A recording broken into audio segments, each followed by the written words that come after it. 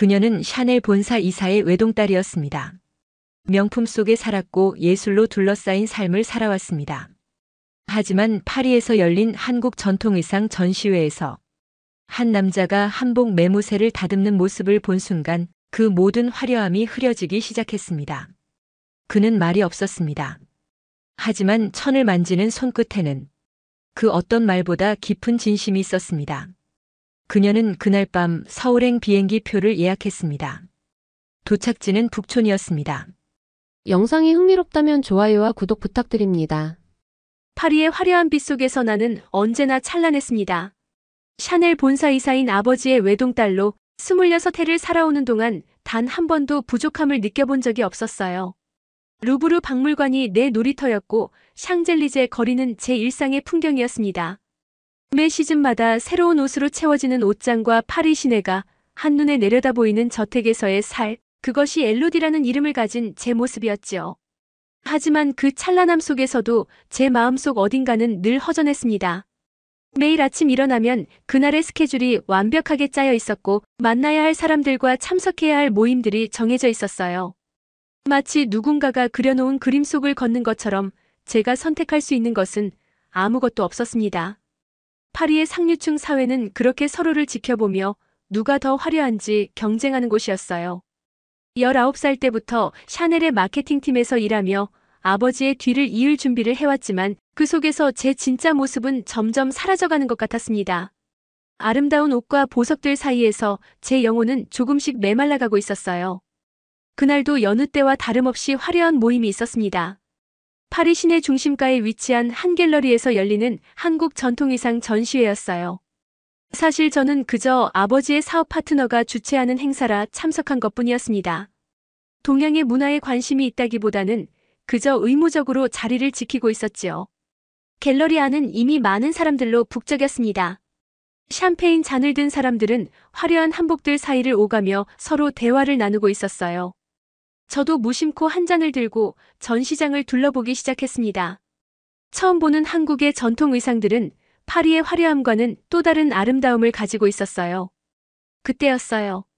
전시장 한쪽 구석에서 한 남자가 조용히 한복의 매무새를 정리하고 있는 모습이 눈에 들어왔습니다. 다른 사람들과는 달리 화려한 옷을 입지 않은 그는 검은색 상의에 회색 바지를 입고 있었어요.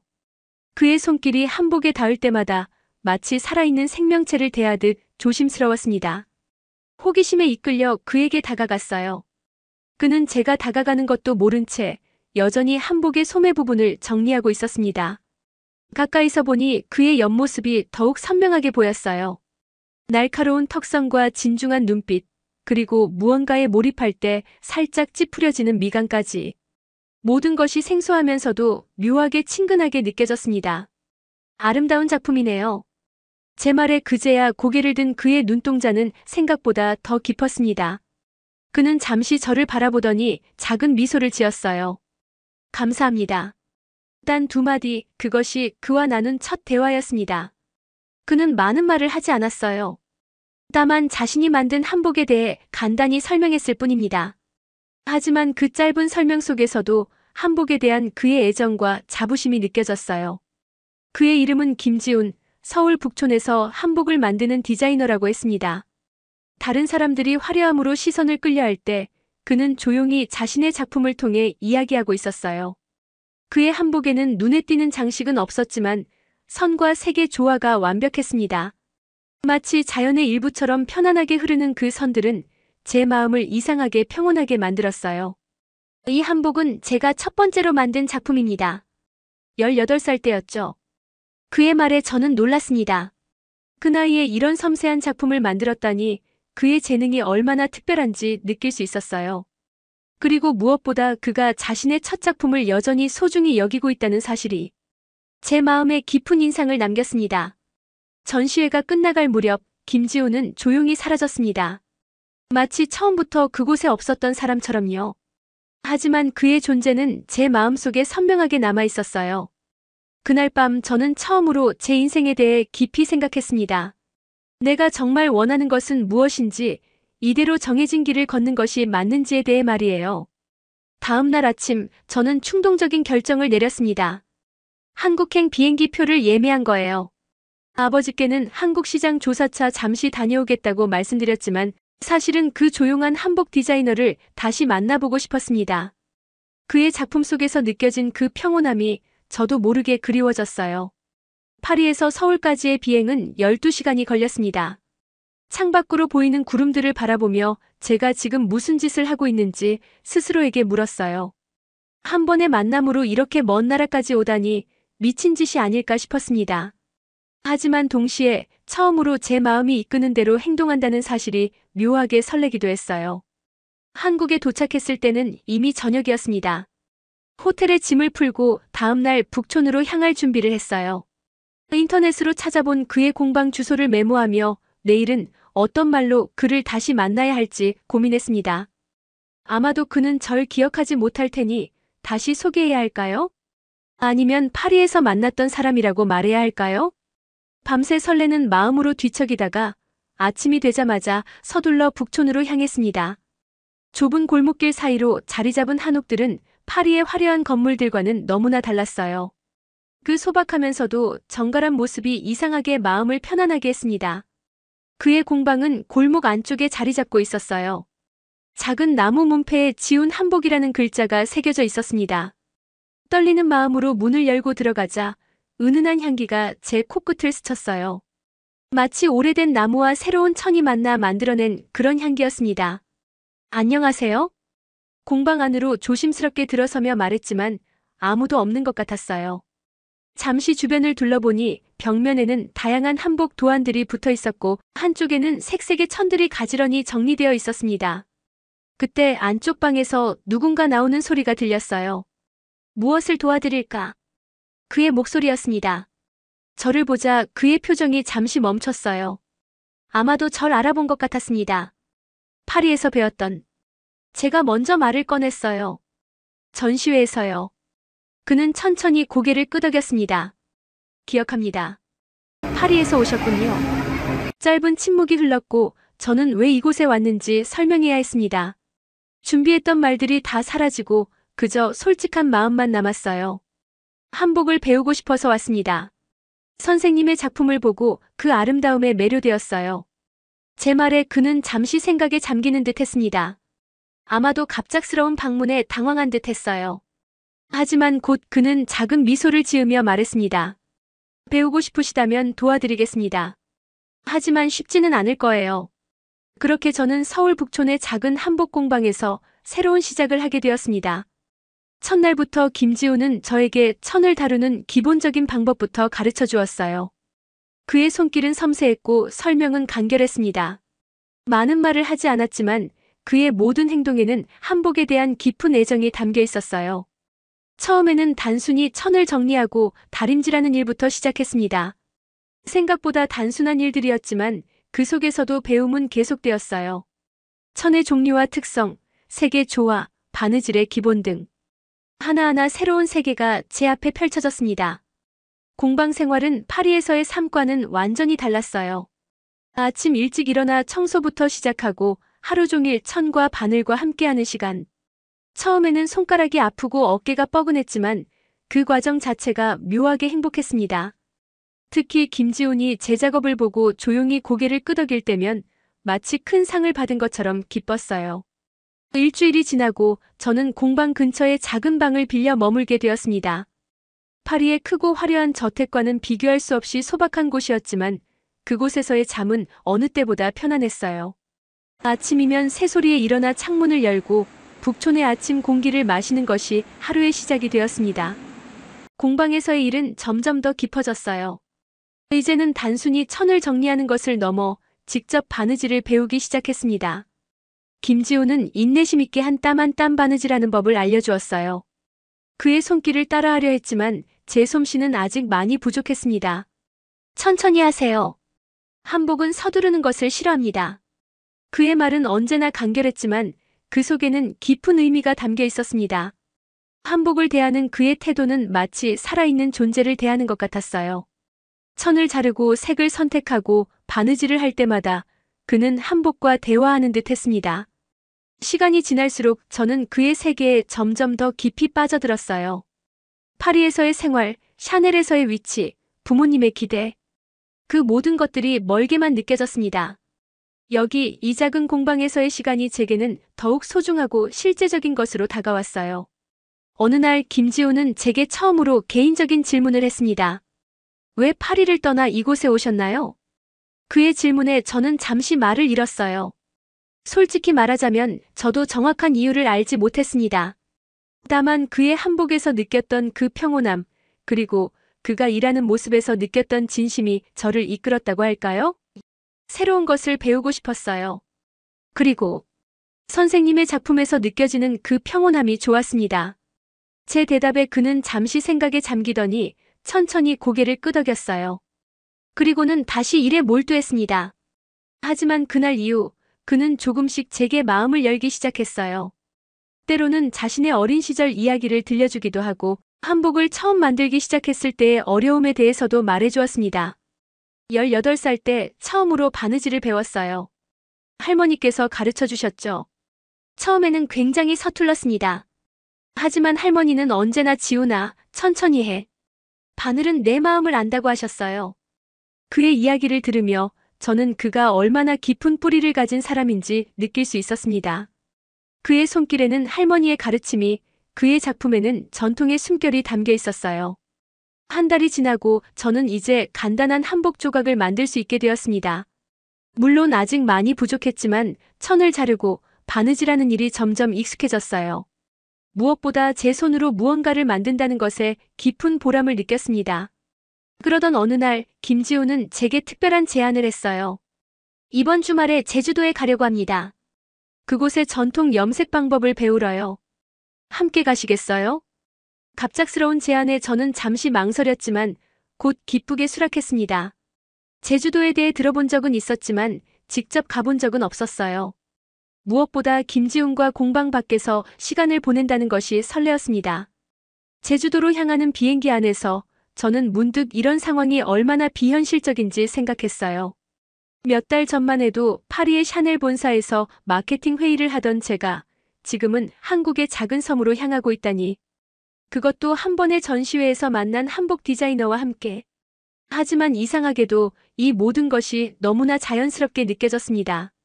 제주도에서의 이틀은 마치 꿈 같았어요. 김지우는 제게 제주의 자연과 전통 문화를 소개해 주었고 함께 전통 염색 방법을 배웠습니다. 푸른 바다를 배경으로 그와 나눈 대화들, 그리고 그의 눈에 비친 열정은 제 마음을 더욱 설레게 했어요. 엘로디 씨는 정말 특별한 사람이에요.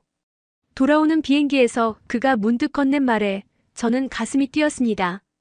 그의 말은 단순한 칭찬을 넘어 더 깊은 의미를 담고 있는 것 같았어요. 서울로 돌아온 후 우리의 관계는 조금씩 변화하기 시작했습니다. 이제는 단순한 스승과 제자의 관계를 넘어 서로에 대한 감정이 자라고 있었어요. 때로는 우연히 손이 스치거나 시선이 마주칠 때면 묘한 떨림이 느껴졌습니다. 그러던 어느 저녁 공방에서 늦게까지 일하고 있을 때였어요. 김지우는 갑자기 작업을 멈추고 제게 다가왔습니다. 엘로디 씨, 제가 당신을 좋아합니다. 그의 고백은 너무나 단순하고 직접적이었지만 그 속에는 깊은 진심이 담겨 있었어요. 저는 잠시 말을 잃었고 제 가슴은 마치 팥죽이 터지는 것처럼 뛰었습니다. 저도 당신을 좋아해요. 제 대답에 그는 조심스럽게 제 손을 잡았어요. 그의 손은 거칠었지만 따뜻했습니다. 지금까지 만났던 어떤 남자와도 다른 그만의 특별한 따뜻함이었어요. 하지만 그 순간 저는 문득 제 자신이 누구인지, 어디서 왔는지 그에게 말하지 않았다는 사실을 깨달았습니다. 그는 저를 그저 파리에서 온 외국인 여성으로만 알고 있었어요. 샤넬 이사의 딸이라는 사실, 그리고 언젠가는 파리로 돌아가야 한다는 현실에 대해서는 전혀 모르고 있었습니다. 그날 밤 저는 오랜 시간 고민했어요. 제 정체를 밝히고 모든 것을 솔직하게 말해야 할지, 아니면 이대로 조금 더 이 순간을 누려야 할지. 하지만 결국 저는 진실을 선택했습니다. 김지훈이라는 사람은 그럴 자격이 있었어요. 그는 언제나 진실되게 살아온 사람이었으니까요. 다음 날 저는 용기를 내어 그에게 모든 것을 말했습니다. 제가 샤넬 이사의 딸이라는 사실, 그리고 파리에서의 제 위치와 책임에 대해서요. 그의 표정은 잠시 굳었지만 곧 따뜻한 미소로 바뀌었어요. 그게 중요한가요? 당신은 여기서 엘로디로 충분합니다. 그의 말에 제 눈에는 눈물이 고였습니다.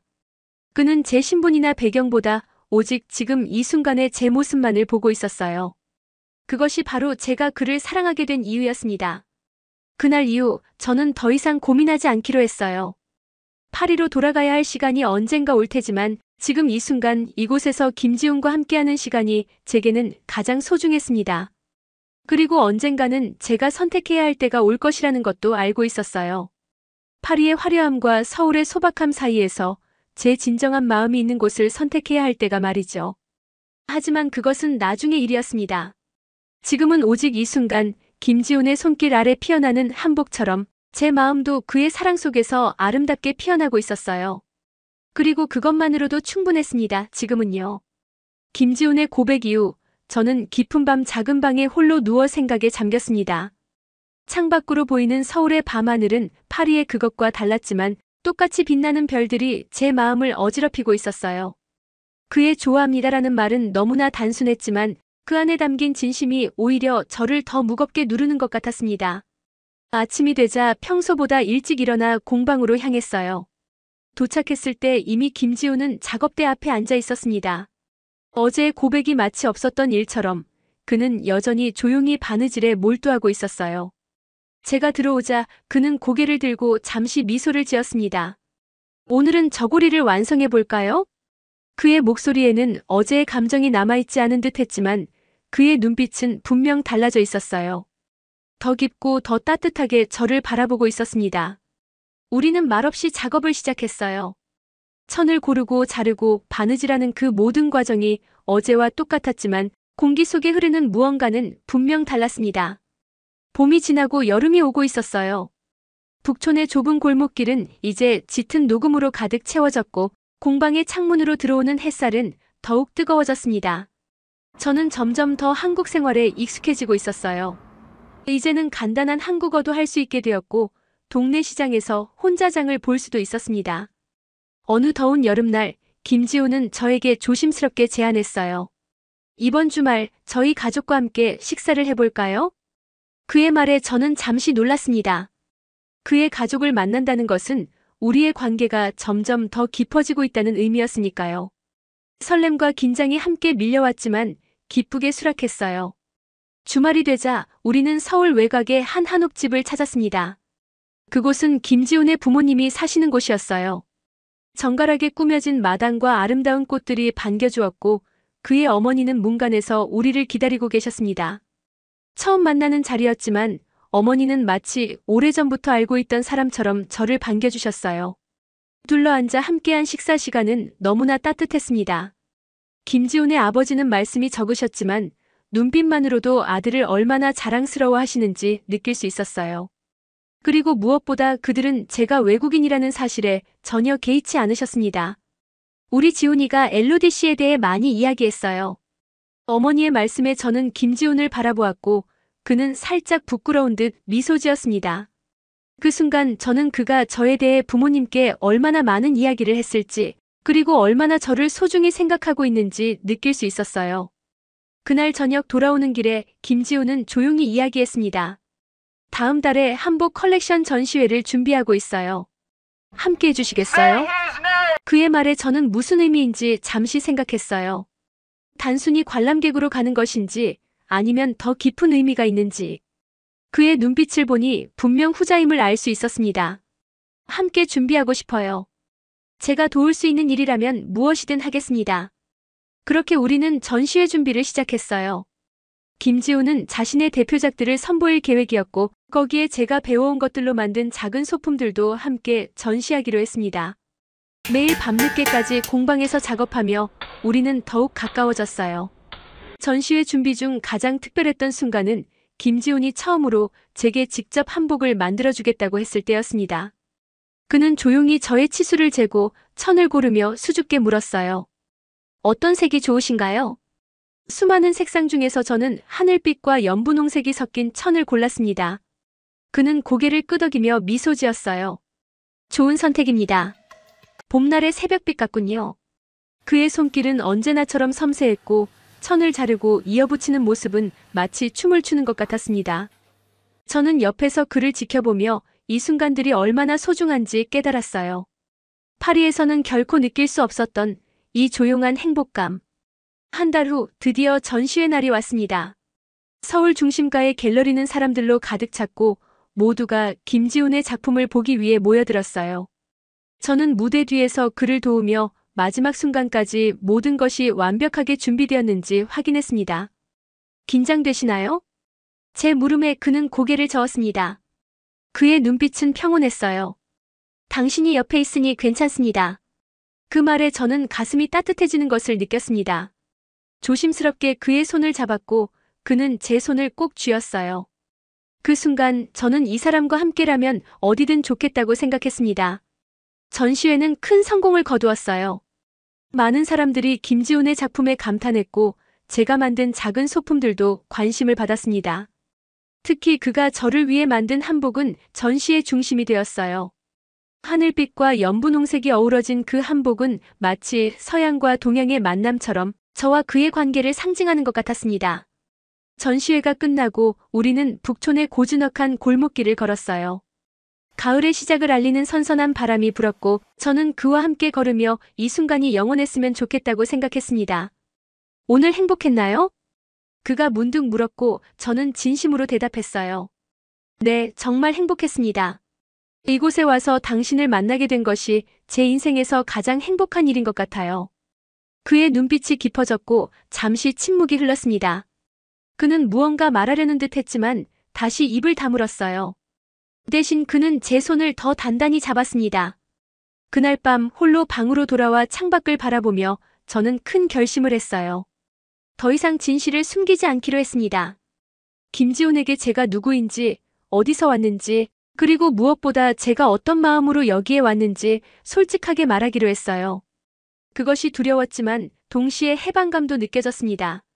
이제 그에게 모든 것을 말할 수 있다는 생각에 오히려 마음이 가벼워졌어요.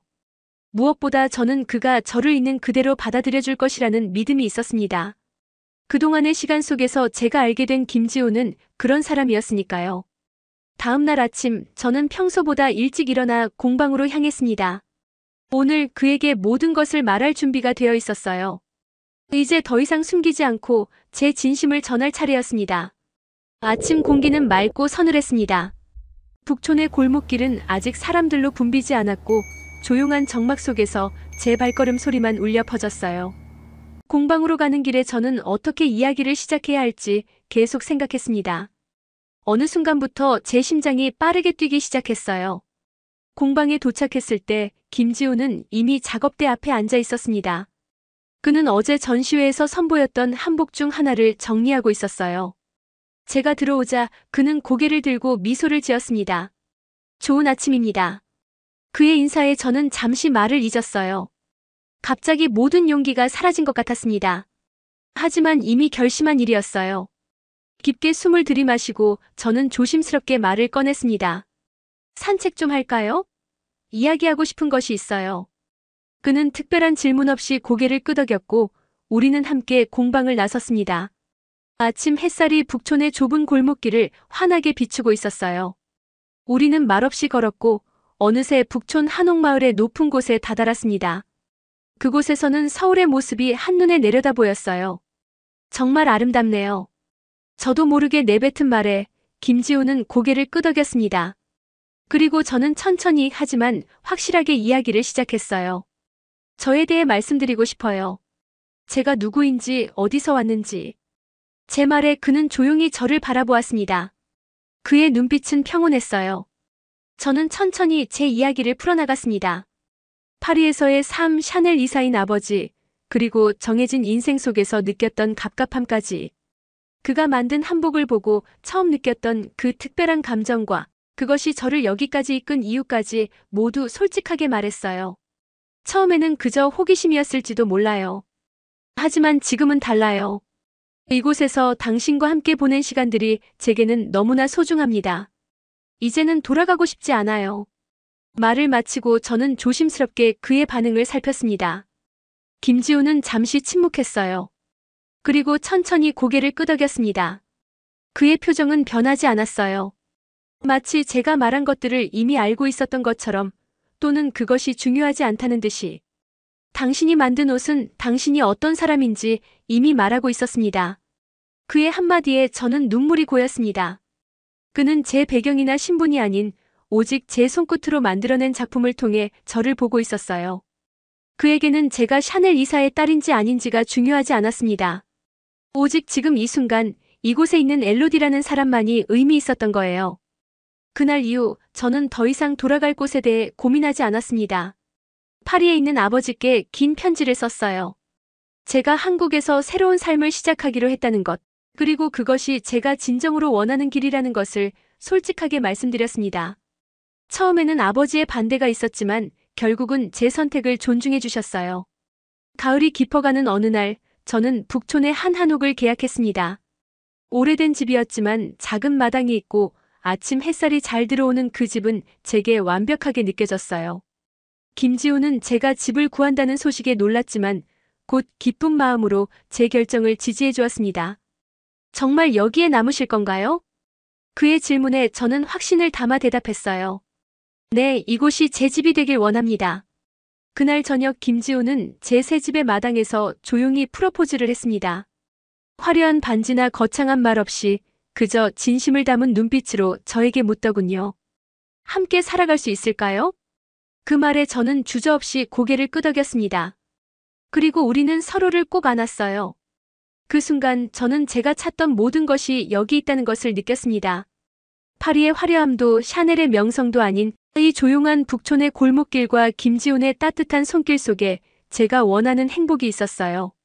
결혼 준비는 생각보다 빠르게 진행되었습니다. 우리는 크고 화려한 결혼식 대신 작은 한옥에서 가까운 사람들만 초대해 소박하게 예식을 올리기로 했어요. 김지훈의 부모님은 제가 외국인이라는 것, 그리고 저희가 빠르게 결혼을 결정했다는 것에 전혀 개의치 않으셨습니다. 오히려 아들이 행복해하는 모습에 감사해 하셨어요. 저는 아버지께 결혼 소식을 전했고 놀랍게도 그는 한국에 와서 결혼식에 참석하겠다고 하셨습니다. 처음에는 걱정이 되었지만 아버지가 김지훈을 만났을 때 그분의 표정이 조금씩 풀리는 것을 보고 안심했어요. 아버지는 김지훈의 작품을 보더니 조용히 고개를 끄덕이셨습니다. 내가 선택한 사람이라면 반드시 특별한 이유가 있을 거라 생각했단다. 이제 알겠구나. 아버지의 말씀에 저는 눈물이 났습니다. 그리고 그날 저녁 저희 세 사람은 함께 식사를 하며 많은 이야기를 나눴어요. 문화의 차이를 넘어 서로에 대한 이해와 존중이 자리 잡는 순간이었습니다. 결혼 후 저희는 제가 구입한 한옥과 김지훈의 공방을 이어 더 넓은 공간을 만들었어요. 그곳에서 저희는 함께 한복을 만들고 새로운 디자인을 연구했습니다. 저는 파리에서의 경험을 살려 마케팅과 세계 시장 진출을 담당했고 김지훈은 변함없이 그만의 정성과 철학을 담은 한복 제작에 몰두했어요. 시간이 지나면서 저희의 공방은 점점 더 많은 사람들에게 알려졌습니다. 전통과 현대가 조화를 이룬 저희의 한복은 한국 내에서뿐만 아니라 해외에서도 관심을 받기 시작했어요. 특히 프랑스 파리에서는 저희의 작품을 전시해달라는 제안이 들어오기도 했습니다. 파리에서의 전시회 날 김지훈과 함께 그 화려한 도시에 다시 서게 되었을 때 저는 묘한 감정이 밀려왔어요. 한때는 이곳이 제 전부였지만 이제는 그저 방문하는 도시일 뿐이었습니다. 제 마음은 이미 서울 북촌에 우리의 작은 한옥집에 머물러 있었어요. 전시회는 성공적이었고 많은 파리지앵들이 한복의 아름다움에 매료되었습니다. 특히 저희가 함께 만든 작품들은 동양과 서양의 감성이 절묘하게 어우러져 더욱 특별하게 빛났어요. 그 성공의 순간에도 김지훈은 변함없이 조용했습니다. 그는 화려한 스포트라이트보다 매일의 작은 행복을 더 소중히 여기는 사람이었으니까요. 파리에서 서울로 돌아오는 비행기 안에서 저는 창밖의 구름을 바라보며 생각했습니다. 제가 처음 한국으로 향했던 그 비행기에서 느꼈던 설렘과 두려움이 떠올랐어요. 그때는 미래에 대한 불확실함으로 가득했지만 이제는 확신이 있었습니다. 제 옆에 앉아 조용히 책을 읽고 있는 이 사람과 함께하는 삶이 바로 제가 원하는 것이라는 확신. 북촌의 우리 집에 도착했을 때 마당에 핀 꽃들이 반겨주었습니다. 김지훈은 조용히 제 손을 잡고 말했어요. 집에 온 것을 환영합니다. 그 말에 저는 웃음을 지었습니다. 그래요, 이곳이 바로 제 집이었어요. 더 이상 파리도 샤넬도 저를 규정하지 않았습니다. 오직 이곳, 김지훈과 함께하는 이 작은 세계가 제 전부였어요. 그는 몰랐습니다. 제가 누구인지, 어디서 왔는지. 하지만 저는 알았습니다. 그가 누구인지. 그리고 제가 어디에 남고 싶은지를.